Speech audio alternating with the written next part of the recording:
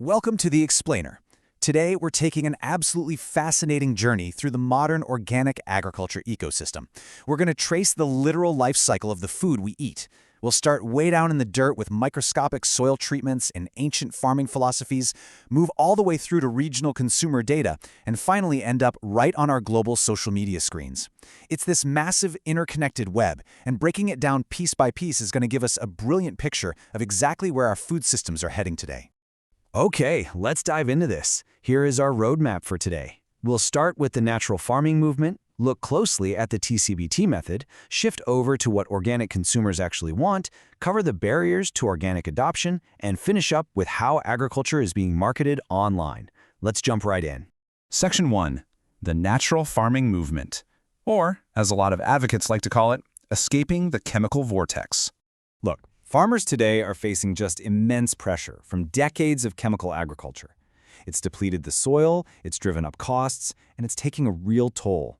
There's this really powerful quote from a TCBT advocate that hits the nail on the head. They said, "Chemical farming has created such a massive trap that we must show farmers how to achieve bumper yields with chemical-free farming." That just beautifully captures the urgency on the ground. Farmers aren't just looking for some abstract philosophical shift, They are actively seeking an escape hatch from a system they feel is a total ecological and economic trap. They absolutely need methods that restore the earth without sacrificing their livelihood. Section 2. The TCBT method explained, focusing on treating the soil. Let's zoom in on one highly detailed approach to solving this farming crisis. TCBT, or the Terachand Belgi technique, is rooted in the Panch Mahabhut. That's the 5 elements of earth, sky, air, fire, and water. Proponents of this method believe that if you purify and balance these elements, nature actually does the hard work of farming for you. So rather than the farmer forcing growth through chemicals, the belief here is that practices like Agnihotra, which are specific fire rituals, can create positive energy, purify those elements, and allow nature to just naturally yield these robust, healthy crops. And this brilliantly illustrates the long-term vision of TCBT. It's a 3-phase progression. It is definitely not an overnight fix. Step 1 focuses entirely on soil treatment, literally repairing the damage done by years of chemical use. Step 2 is a transitional phase of organic farming. And Step 3, that's the ultimate goal, natural zero-tillage farming. Advocates claim that once the soil is perfectly balanced and softened, farmers don't even need to till the land anymore. They're describing a system that essentially mimics a natural forest.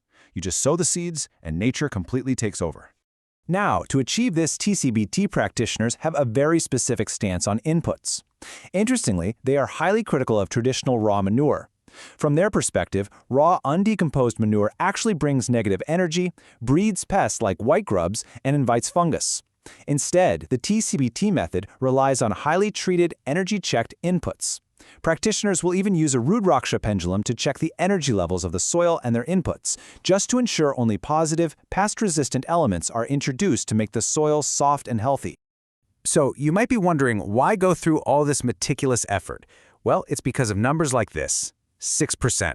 Proponents of the TCBT method claim that by following these precise energy and soil treatments, they can raise the carbon levels in their soil up to an astonishing 6% in a matter of months.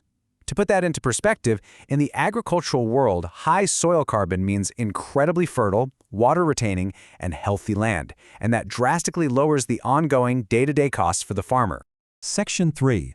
What organic consumers want, looking specifically at the Bundelkhand study. Let's move to and see how this builds from the soil to the market. When this natural food actually hits the market, what happens? Researchers surveyed 450 consumers in India's Bundelkhand region, and the purchase frequency is super revealing.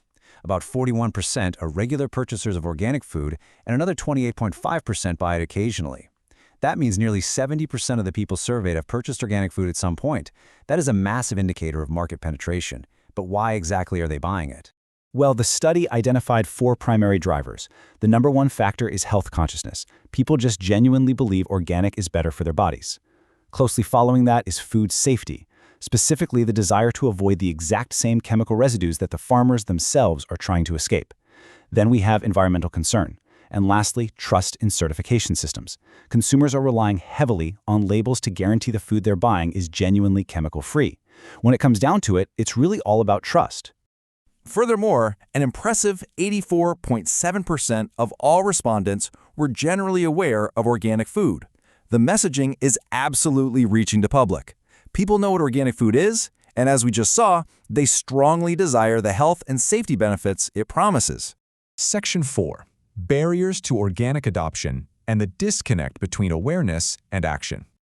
Okay, so we have a situation where almost 85% of people know about organic food, yet only a fraction are everyday buyers. So the crucial point is this clash of realities. Consumers highly desire chemical-free, safe produce, but they are hitting stark economic and logistical barriers. We're talking premium price points and extremely limited product availability, particularly in local, semi-urban regions like Bundelkhand. People really want to buy it, but often they either can't find it locally or they simply can't afford it. You can clearly see the real-world impact of these barriers when you look at who's actually making regular purchases. Right now, the organic market is heavily dominated by people aged 31 to 45. A massive 76% are highly educated graduates or postgraduates, and nearly 74% fall into moderate to higher income brackets.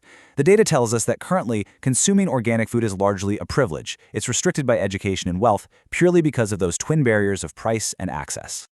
Section 5. Marketing agriculture online, or the digital harvest. If farmers are growing this amazing produce but local consumers can't easily access or afford it, how do they bridge the gap? Through social media. Now, what's really interesting about this slide is that these trending agriculture hashtags actually act as digital bridges. We've got tags like organic farming, ag tech, sustainable farming, and farm to table. These aren't just trendy buzzwords. They connect a farmer repairing their soil in a rural village directly to a health-conscious consumer living in a major city, and that builds the exact trust and awareness that's absolutely crucial for market growth. And this digital movement, it is not a small niche. Look at this number, over 271,000. That is the number of members in just one single online agricultural Facebook community mentioned in our source material. Literally hundreds of thousands of people. This proves that modern farming is a highly connected digital enterprise.